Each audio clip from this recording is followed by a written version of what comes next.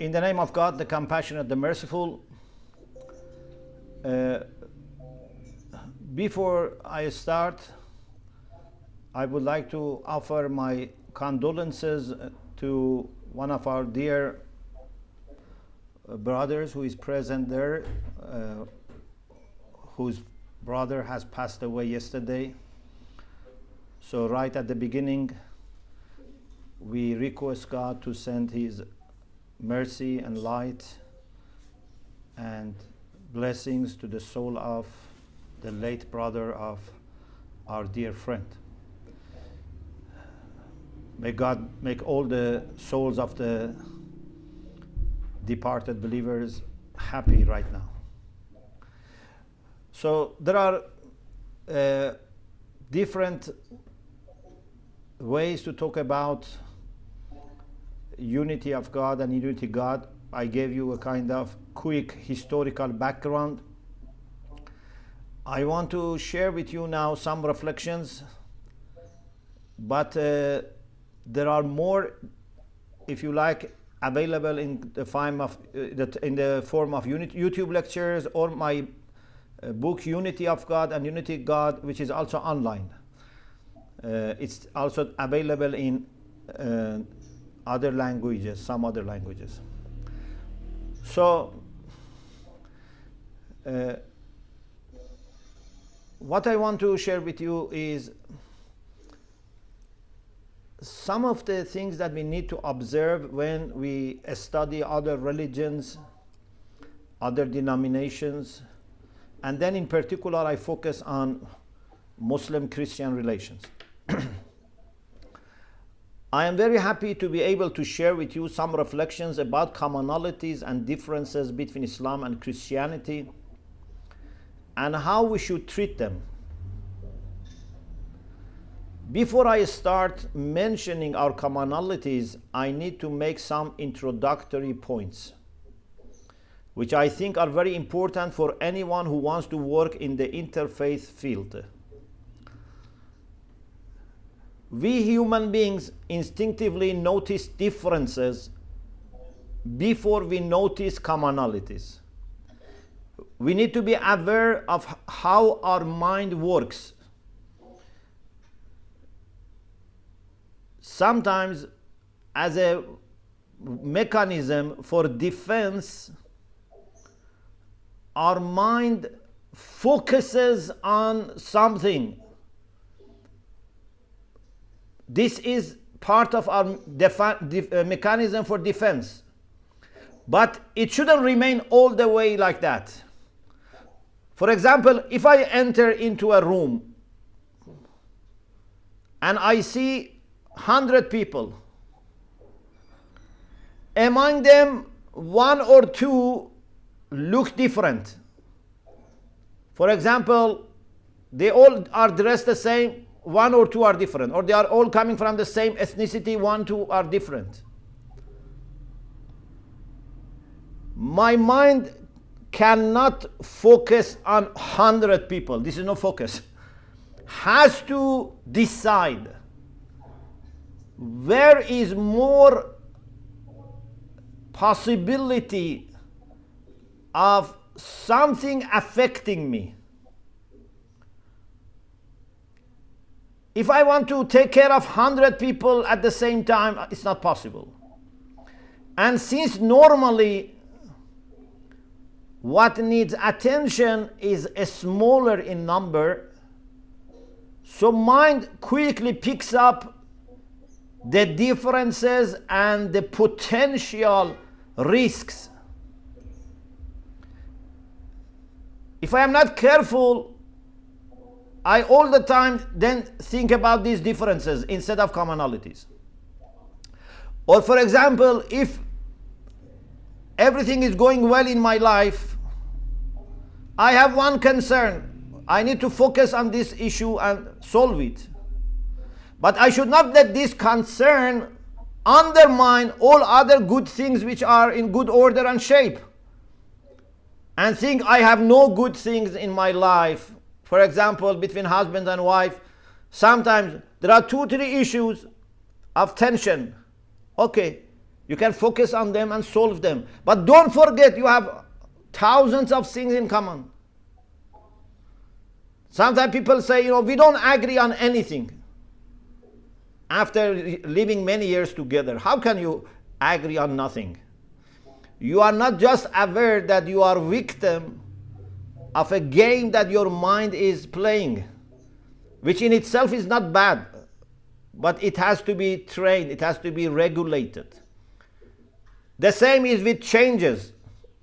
If something is not moving, is fixed, it receives less attention. If something is changing, for example, if in the room everyone is sitting on their seats and one person is keeping, changing the seats, my mind will focus on that person. What he or she is planning to do. I have to be prepared for that. But it doesn't mean that I should always ignore the people who are just sitting at the seats.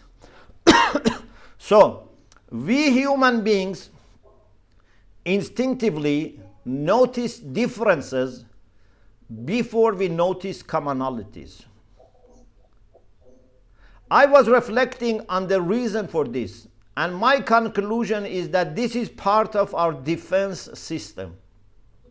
For example, if I go into a room in which there is one person who looks different from the rest, I focus on that person because he or she could pose a threat to me. In a similar way, if I see a number of stationary things and then one of them moves, that is where I will instinctively focus my attention. We need to train ourselves so that we do not always let our instincts determine how we react, so that we can give equal attention to both differences and commonalities. If we find that they are not equally important, we can then give each side its due significance rather than giving too much attention to something that is different just because it is different.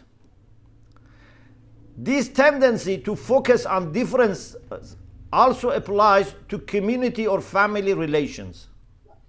Sometimes husbands and wives who have been living together for years experience 2 or 3 problems and decide that they can no longer live together, even though over the years they have agreed on hundreds or thousands of things.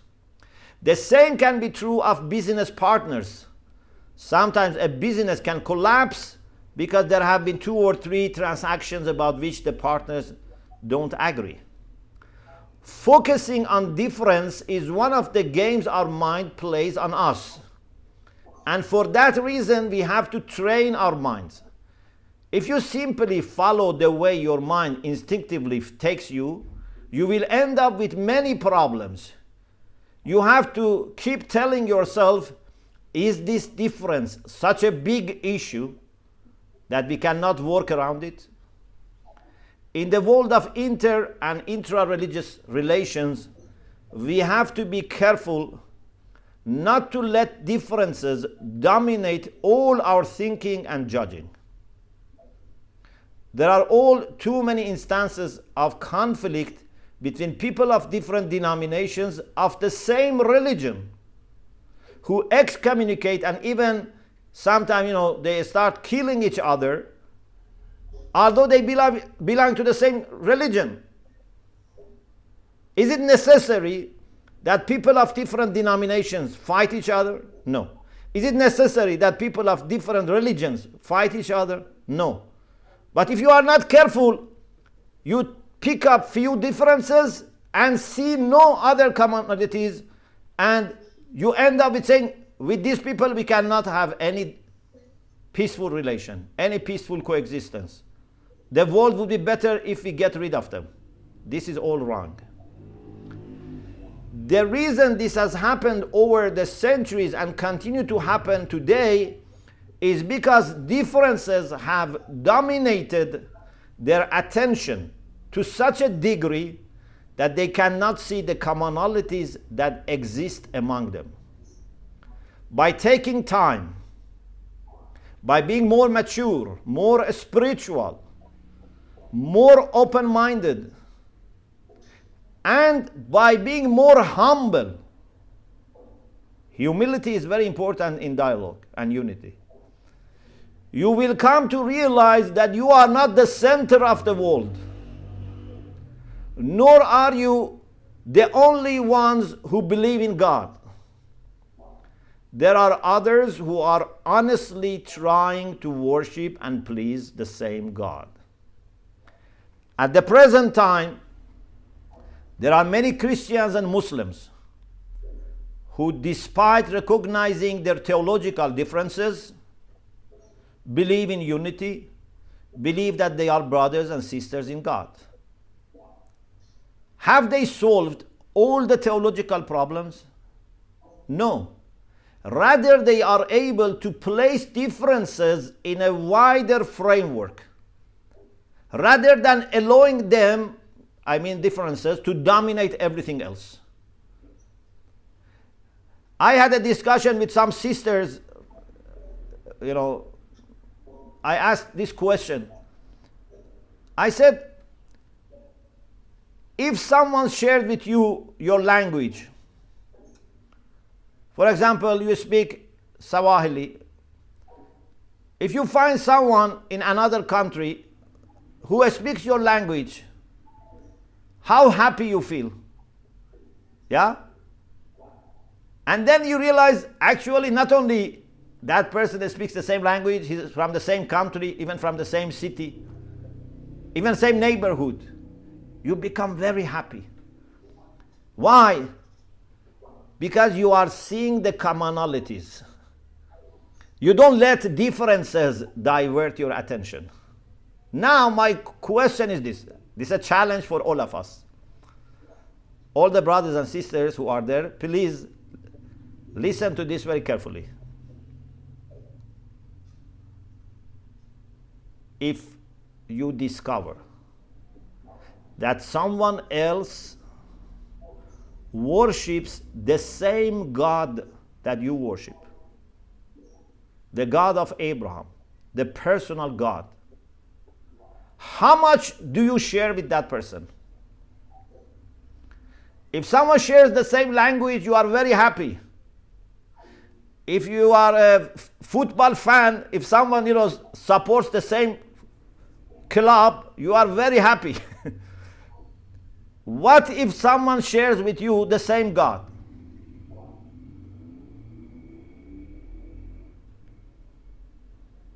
How much you become happy? It depends on how much you measure the weight, the value of this. If you say, someone who shares with me the same God from another denomination or another religion is sharing with me 10% of the things which are important for me, you are not a good believer. Is God only 10% important for you? If you say 20%, 30%, 70%, it still is not adequate. For you, if you are a God-centered person, if you have tried to dedicate your life to God, and someone else shares the same God, how much you share? You have to say, we almost share everything. If you are God-centered. Yes, then how we show our love to God, how we show our services, how we pray, they come second. But we should not forget that we are dedicating our life to the same God. I may not get chance to go to the end of this text, but therefore I say it just now. Maybe among our dear audience, there is someone who says, I am not sure God of Muslims and God of Christians is the same person. I don't know if there is such a person there. Great leaders of Muslim world and Christian world don't believe in this. Our official documents don't say this.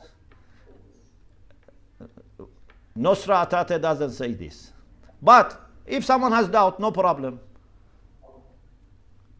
In 1 minute, it can be solved. If someone says, I'm not sure we worship the same God, I say, okay, I worship the one who created the world, created me and you and the whole earth and the skies. I worship this God. Whom do you worship? You say the same.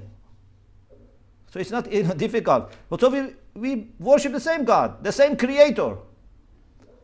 Maybe we have not exactly the same theological understanding of God. This is even happening inside each religion, even inside each denomination.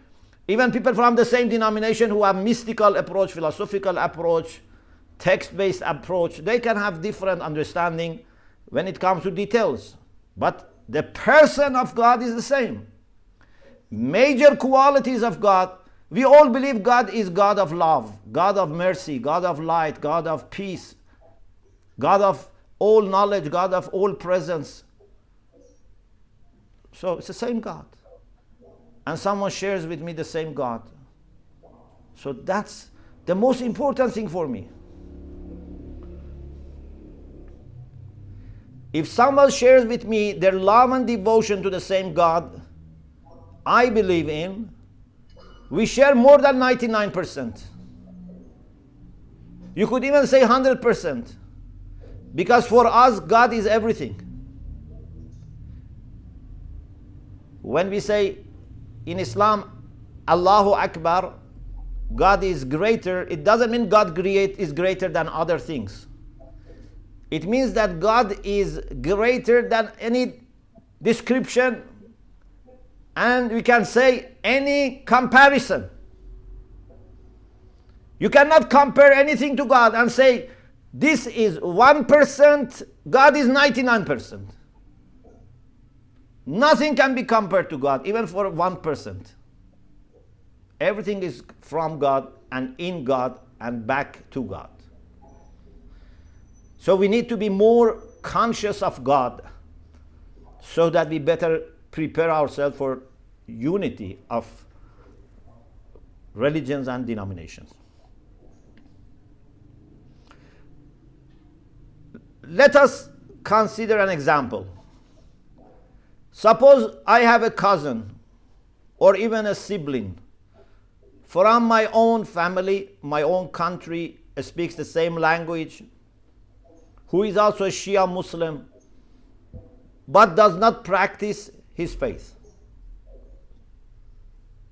He doesn't believe in the centrality of God. Although he is not an atheist, but for him the main thing, for example, is family, is business, other things, and he's not putting God as the center of his life. He's not seeking face of God. Then I meet a Sunni Muslim from another school of Islam or a Christian from another religion who has made God the center of his or her life. So we have two people. A family member for whom God is marginal.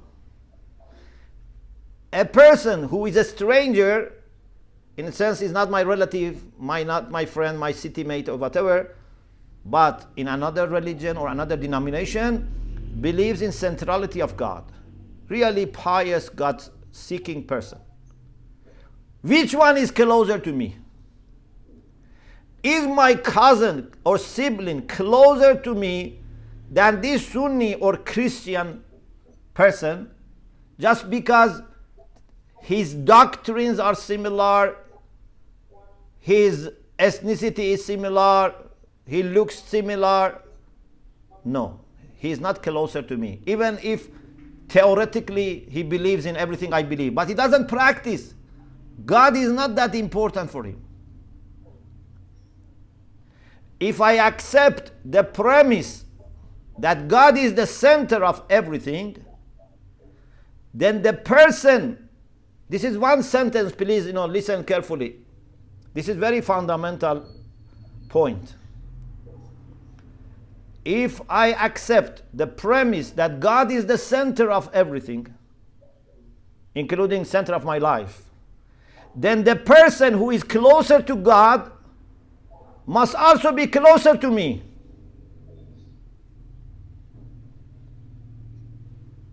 According to traditional paradigm, a Shia Muslim would be closer to me than a Sunni Muslim, and then than a Christian believer. Why? Because that Shia person and I share the same doctrines and the same practices that need to be performed. Our understanding of how to pray, how to fast, how to go to Mecca, how to give alms, understanding is the same, rules are the same, doctrines are the same. So the closest people to me would be people of my own denomination, then the wider circle will be people of my religion, then all monotheistic believers, then people who believe in God in other forms, then people of goodwill. So the circles become wider and wider based on the theories, on the doctrines and rules.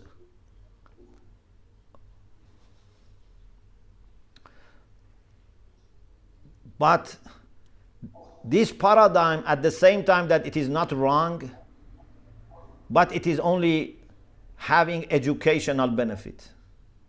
It's only theoretical. It doesn't give you the whole picture. When it comes to the essence of faith, which is to turn towards God with humility, gratitude, openness, submission, then who is closer to me?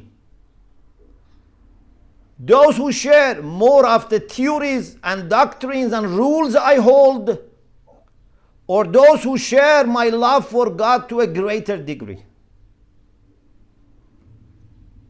This is something that you have to answer for yourself.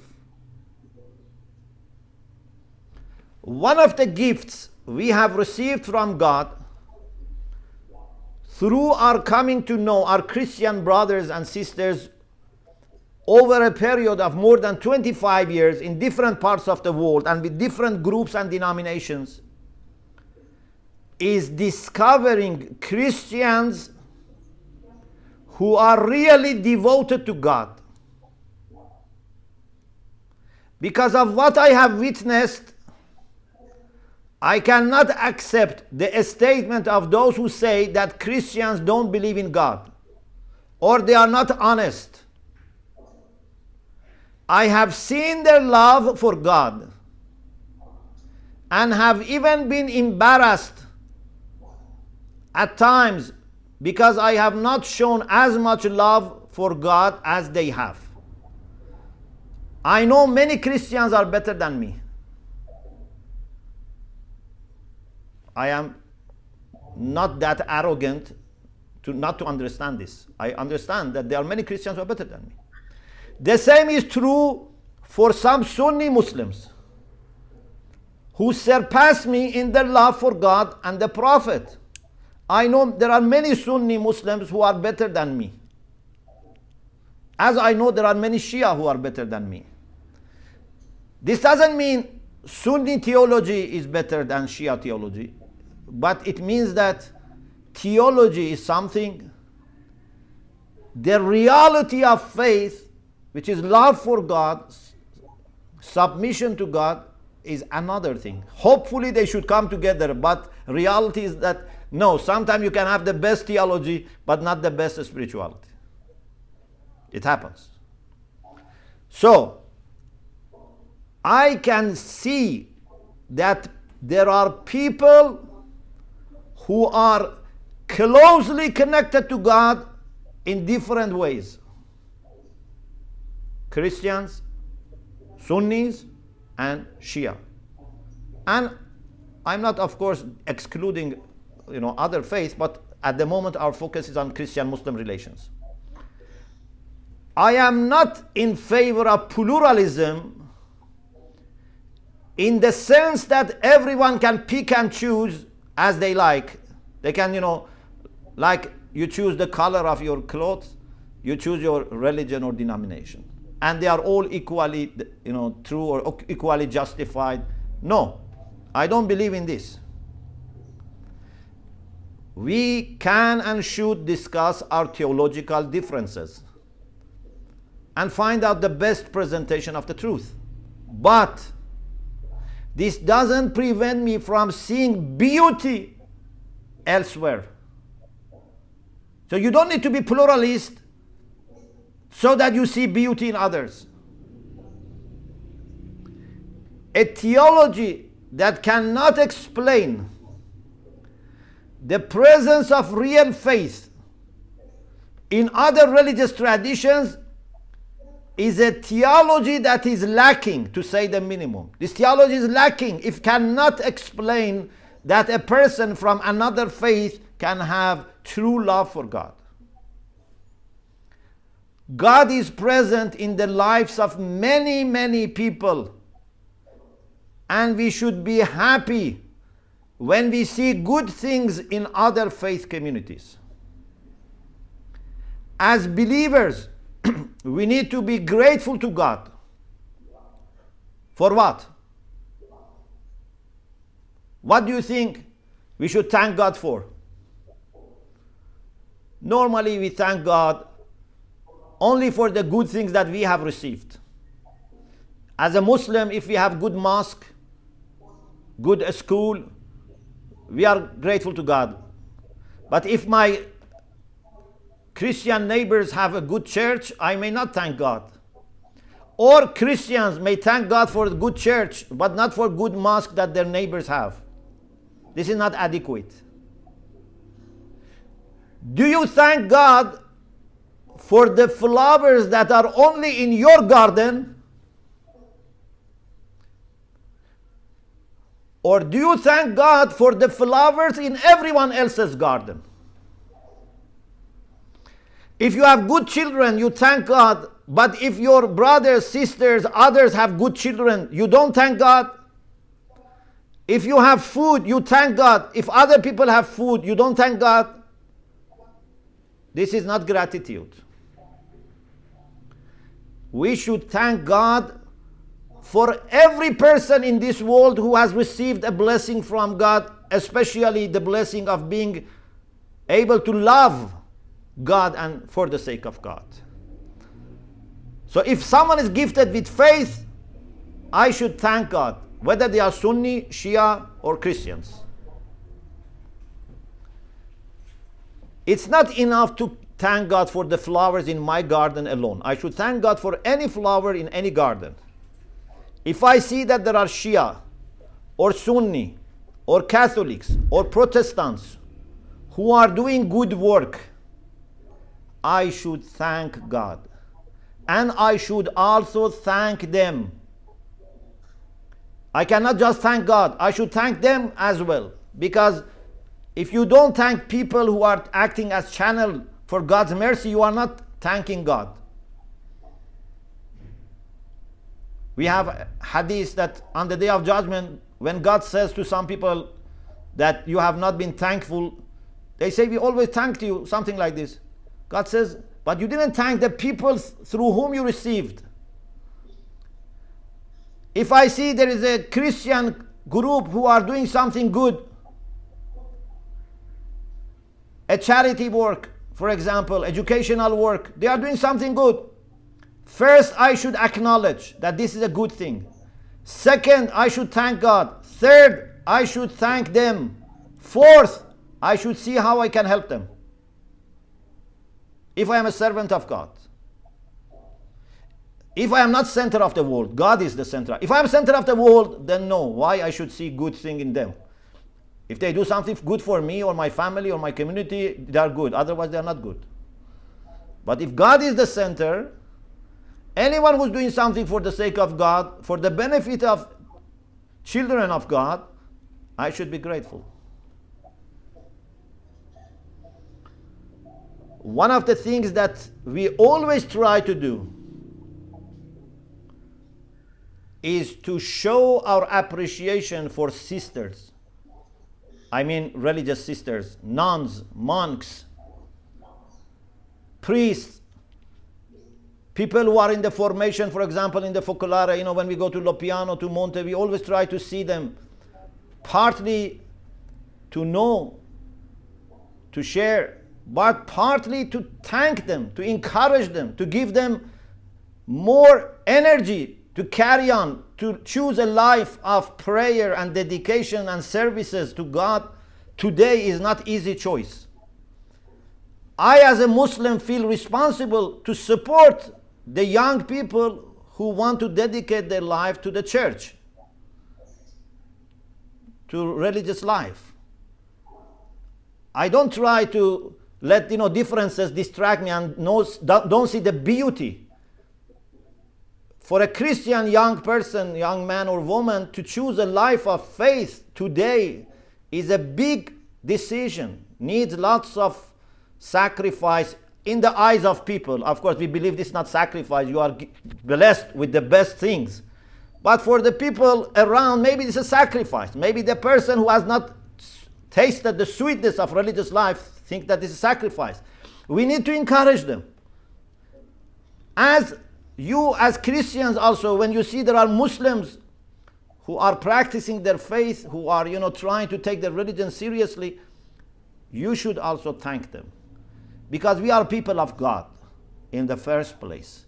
And then people of different religions and denominations. We put God above. And religion cannot replace God. Please be very careful.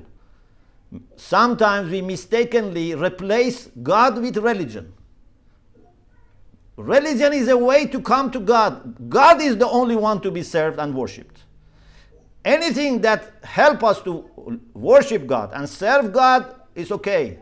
But anything that wants to become independent from God is a problem. It's a new idol. So, one of the things that we always try to do is to show our appreciation for sisters, nuns, monks, because as Muslim brothers and sisters, we appreciate that you are gifting your life to God. I thank God who has shown this path to you and chosen you, and I thank you for responding to the call of God. This is my job as a believer in God. If I am a Muslim and do not see beauty of God here, I have a problem with being a Muslim. I am not a good Muslim. If I am a good Muslim, I can see beauty of faith, beauty of service everywhere. I am not saying everyone is equal. I am not saying every service is equal. Even inside the same tradition, people are not equal. But it doesn't mean that there is no beauty. There is overwhelming beauty everywhere. Not equally the same, but overwhelming beauty. So much that you just want to thank God for so much of beauty that you see. As believers, we need to be grateful to God for all these beautiful things. We visit throughout the year many places.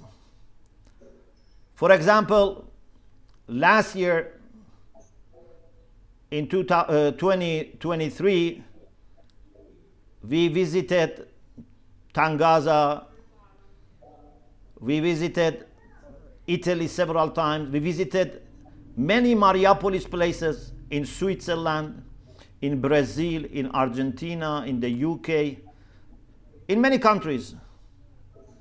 Some people ask me, why do you visit all these places? Do you find differences that require you to visit all of them? Maybe you can visit just one or two of them. Why I, for example, love to visit Subiaco Center for Sisters from the first time I visited 2017. Why I want to go again and again, but also to other places who are similar. Why I want to keep this relation permanent and at the same time to grow. I say I can give you answer with an example. If there is an artist that you love, a painter for example, and you have a piece of his art on your wall, Are you going to be bored with that? No. Are you going to put it in the cupboard after a few weeks or months? No. If you love this artist, you love his art, and you always try to go back and refresh yourself. You get always energy, and you know that there is something more to discover. But then you are told that this artist has another piece in another house. What do you say? You say, I have one is enough for me. Or you say, let me visit that piece as well, because I love this artist and I love everything from that artist. Then they say in another city, then they say another country. So you keep going and trying to visit every place that that artist has been at work, or his work is kept and preserved. For me, my artist is God. And everywhere there is unity is an art of God. Because I believe no one can bring unity perfectly like God. If I see Christians are united, Sunnis are united, Shia are united, it means that God is at work. The Quran says it's God who unites, it is Satan who divides, and people like Pharaoh who divide. So I go to one place and see people have established unity. I love that place and I want to go again and again and take people with me to see together, to show our gratitude, appreciation, and see how we can work together to make this shine more. I go to another place, I fall in love in another place as well. Why? Because I am interested in the one who is behind all these things. And I know God is at work in every place, in every tradition. More or less, everywhere God is present. But above all, God is present where there are people whose hearts are united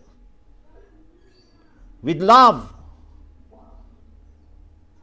Even in an atheist or secular society, God is present. Islamically, we believe that wherever you turn, you can find the face of God.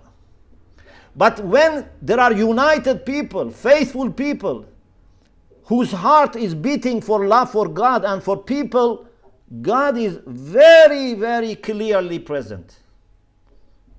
And we need to connect ourselves to these places and connect these places with each other. This is the mission that we have. And don't discriminate against any work of God for the sake of another work of God. It's impossible. Just open your heart. Let your heart contain love for every work of God.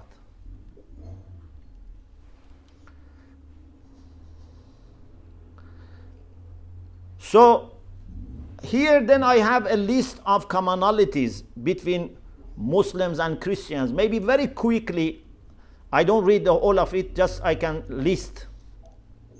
First of all, we both believe in and worship the same God. And for me, this is the fundamental thing.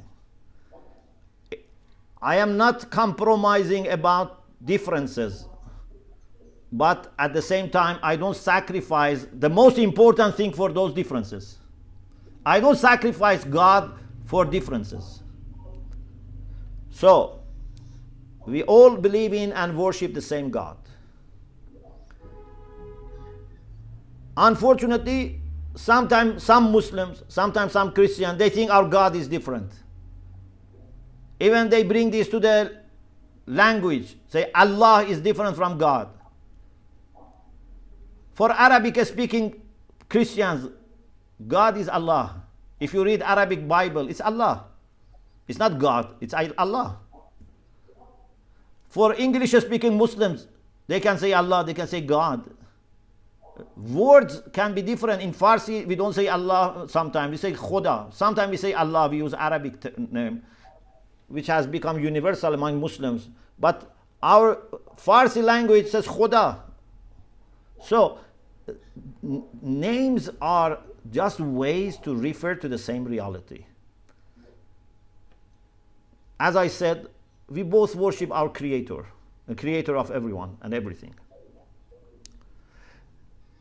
The second thing is that, I just go quickly, we both believe in human free will and our responsibility and accountability before God.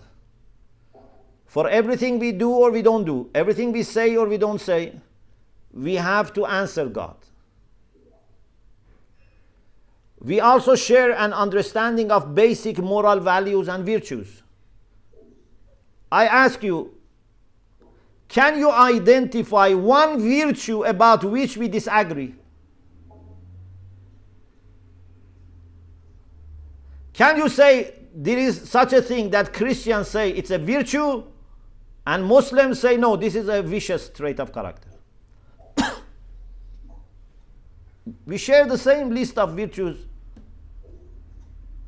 Maybe when it comes to details, how to define, for example, how to prioritize, even people of the same religion can have differences, but our moral values are the same. So we believe in free will, we believe that we have to make responsible choices, we believe in virtues.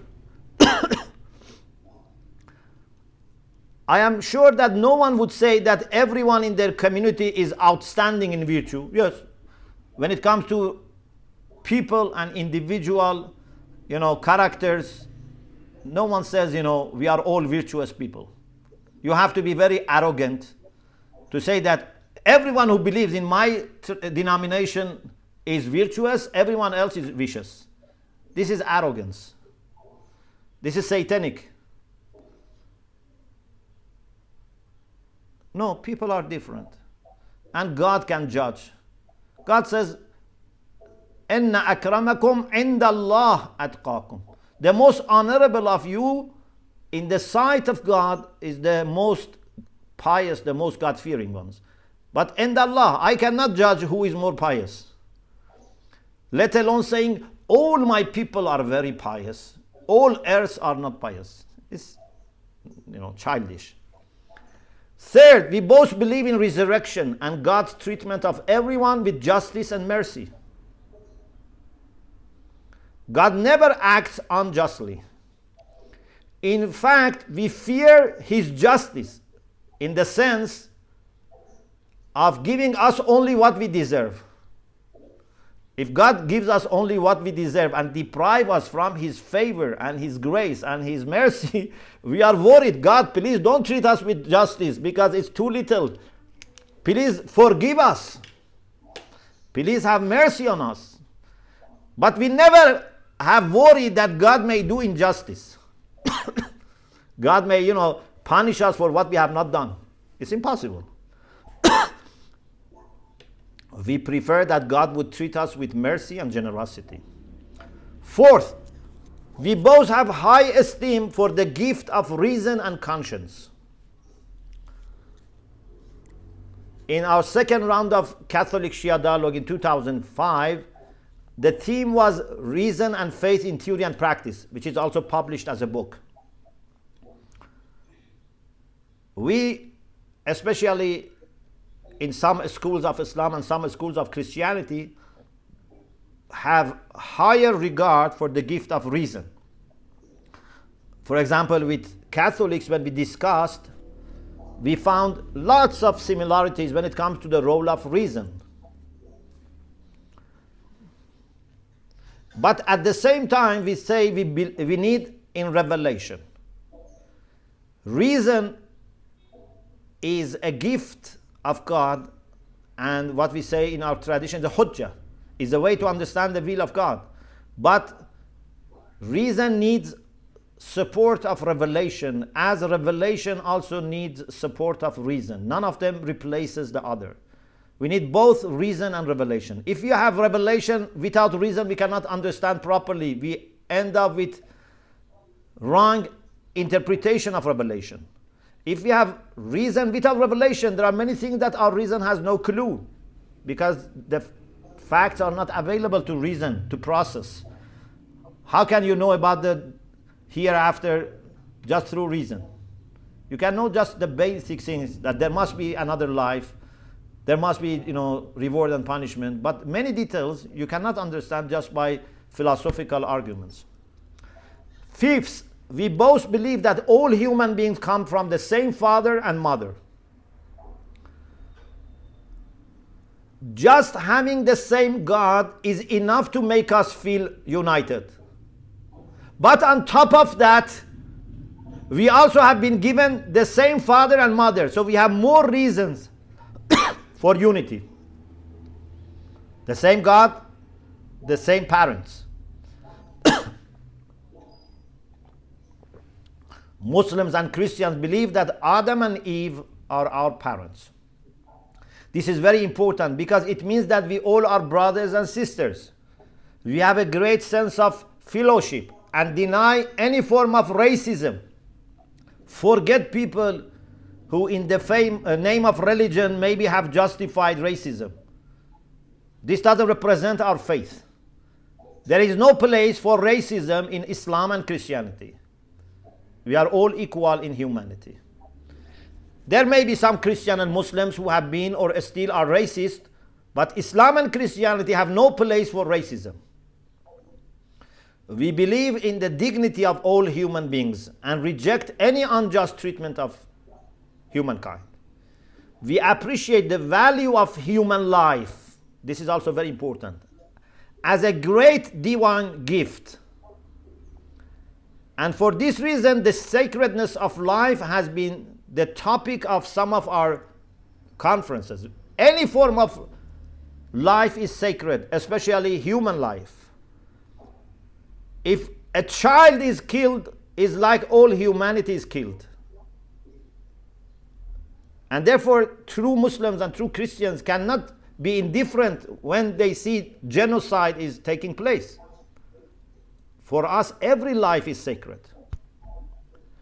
6, we both believe in prophethood and share a long history of prophecy from the beginning of the history of mankind. Yes, when it comes to Jesus, we Muslims look at Jesus as a great prophet. One of the greatest prophets is Jesus. Our Christian brothers and sisters, they don't look at Jesus as a prophet. They say he's the Son of God. But still we both love Jesus, love Mary, and the figures before, prophets before, we share. Noah, Abraham, Moses, Jacob, Isaac, Ishmael. So we have very common part of our history. Of course, there are differences even inside denominations. 7th, we both have great respect for the prophet Abraham. Abraham is a key figure for all of us, and we regard him as the role model, as a champion of monotheism. 8th, we both have great reverence and love for Lady Mary and her son Jesus. We believe in the virgin birth of Jesus, and we await his second coming. Actually, my belief is that we need to be united at the end of the time so that together we can welcome Jesus and the 12th Imam. So one of the things that I need to continuously think about is how to prepare world for coming of Jesus and coming of Imam Mahdi, because they together will work and establish universal fraternity and justice. 9th, we both share a great concern about challenges of the contemporary culture of materialism, secularism. The document on human fraternity, which is signed by Pope Francis and Grand Imam of Azhar, makes a very good presentation of all these common challenges. They are not challenges for Muslims only or for Christians only. 10th, I believe in a complete harmony between all divine revelations and prophecies. according to narrations, it's not mentioned in the Quran, but according to narration, there were 124,000 prophets. The late Imam Khomeini used to say, if all these 124,000 prophets lived together, they lived with brotherhood and love. Even 2 prophets out of 124,000 were not going to fight each other. If we really follow the path of the prophets, we will be united. When there is no ego, when there is no ignorance, when God is the center, it's only love and unity that would prevail. So I have made some references to the Quran. 11th, I have no need to compromise my faith in order to enter into genuine, sustainable, and fruitful dialogue. You know, some people, when they watch from outside, that, for example, I am very close to Christians, or you are very close to Muslims, people who have no experience, they say, these people have compromised. How can you be so happy with a Christian? How can you work with a Christian or with a Muslim if you are a Christian? They think we are compromising about our faith. They don't know that indeed we find this enriching. We find some of the most spiritual experiences when we are working for unity with people of other faith.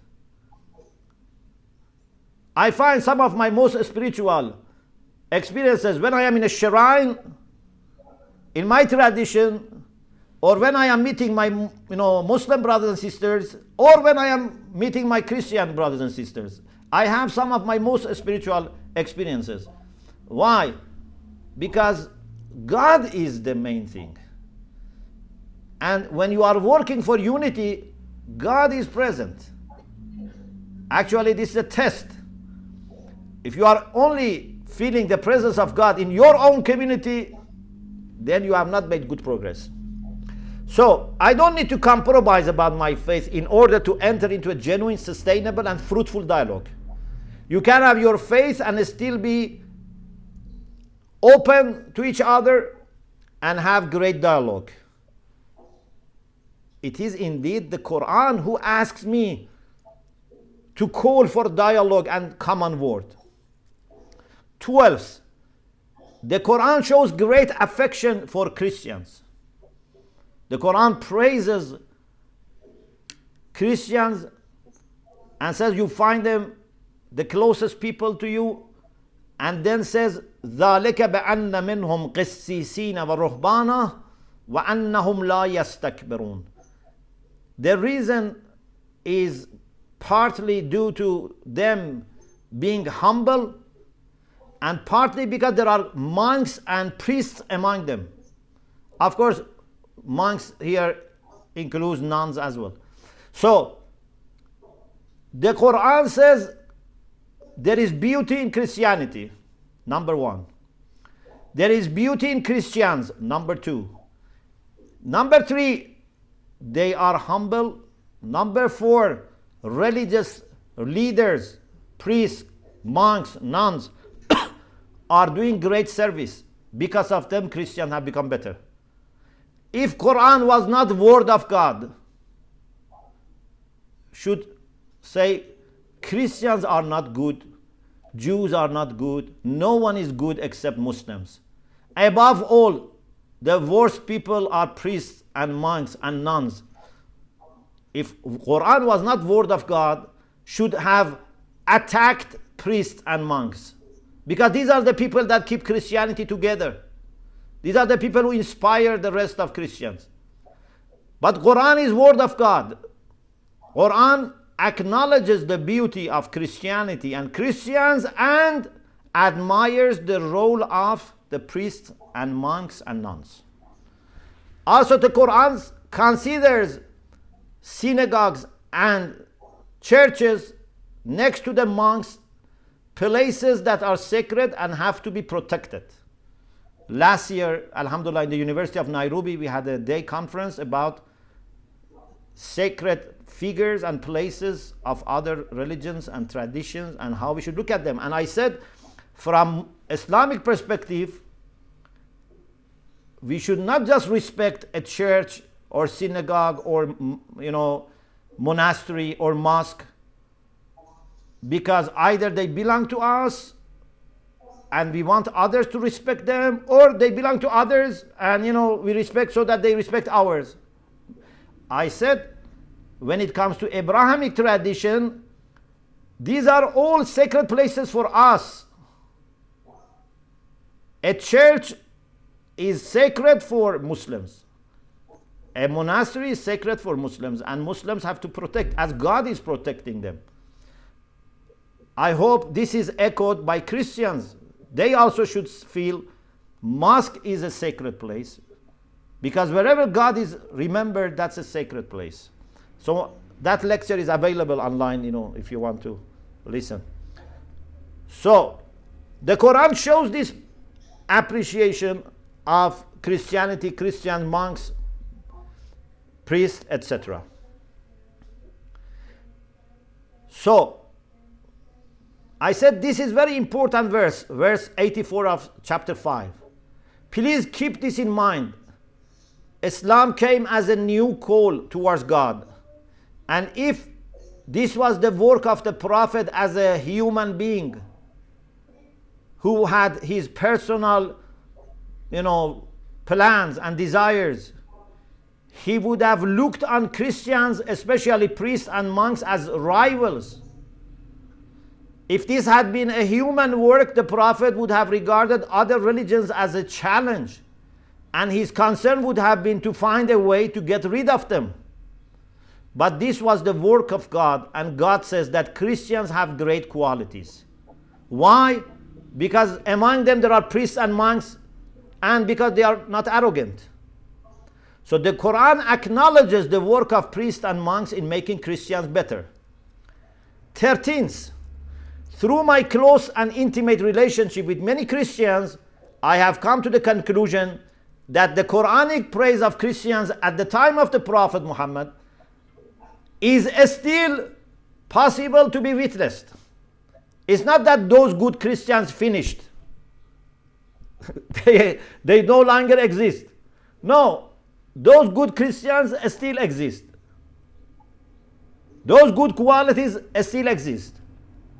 Sincere and humble Christians have not perished, thanks to be given to God. Not every Christian, not every Muslim is good one. But there are sincere and sympathetic Christians who have devoted their lives to God. And I see no reason why I should not regard these people as representatives of Christianity. Some people, when they see a good Muslim, they say this exception. When they see a good Christian, they say this exception. I say no. Good Christians are not exceptions. Even if they are minority or majority, doesn't make difference. Good Christians are the norm. Good Muslims are the norm, because none of our religions endorse anything selfish, anything vicious. Even if, thanks to God, the number is not that low, but even if 10% of Muslims were really good, or 10% of Christians were really good, I say these are real Muslims and these are real Christians.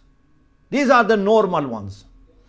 Of course, thanks to God, the percentage higher. But I'm saying I don't let numbers, guide me and deceive me. Any good Christian is the true Christian. Any good Muslim is true Muslim. When you meet someone from another tradition who is good, you can say this person is good because he follows that tradition. But if you do not have a good impression of another tradition and meet someone from tradition who is good, you will probably say this person is an exception. But if I see a good Christian, I do not say this is an exception. I say this is what a Christian is supposed to be. If someone is a bad Christian, that is an exception. I don't look at quantity or statistics. I say good ones are the real ones. Good Sunnis are the real Sunnis. If there are bad Sunnis, they are not Sunnis. If they are bad Shia, they are not Shia. They call themselves with such names. Human beings can hide their weaknesses behind their faith The real Sunni, the real Shia, the real Catholic, the real Protestants are all virtuous. No faith tells you to cheat. So if you see a Muslim or a Christian, is cheating, they are not representing their faith. As a simple example. Finally, it helps me to see that my Christian friends also echo my appreciation and my respect and love for them. It's reciprocal. Of course, even if there was no reciprocity, I would continue my mission. If I show love to Christians and they don't show love to me, I have to continue. Like I pray and fast, whether people appreciate or not. But thanks to God, whenever I show love, I receive love. When I show openness, I receive openness. Please remember that interfaith dialogue, in the work you do for unity, you should not expect to receive mutual appreciation or reward. Don't lose hope if you find people who have no interest in interfaith activities. You are not doing this to gain their respect or admiration. You do it for the sake of God. You don't make the admiration of people a condition for praying or fasting. Similarly here, you should work for unity in the same way you pray and fast, for the sake of God. Some people may appreciate what you do. Some people may not do. Some people may take time to show appreciation. But thanks to God, when we look at the large picture, we find that there is support, there is recognition from great leaders of Muslims and Christianity. Here I have quoted some statements from the popes, from Nostra Aetate, from Catechism of the Catholic Church, that they give me energy. If they didn't exist, I should have continued. But thanks to God, they exist. It makes it much easier. It gives me energy. It can help me convince my Muslim brothers and sisters we are not the only ones who talk for dialogue. Look at what they have said in all levels. In the top levels, they have said this. For example, the late Pope John Paul II said, "The Catholic Church wishes to pursue a sincere and fruitful interreligious dialogue with the members of the Jewish faith and the followers of Islam." Of course, when he said this, it was very, kind of new air. Not very new, but somehow new. Thanks to God, with the work which has been taking place in the last several decades, this has become now very obvious. Everyone knows. But these were in their own time groundbreaking. Such a dialogue is not an attempt to impose our views upon others.